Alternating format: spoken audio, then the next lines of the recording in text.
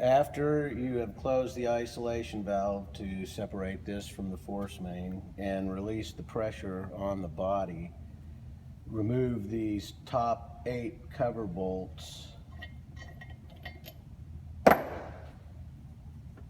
and lift the assembly out.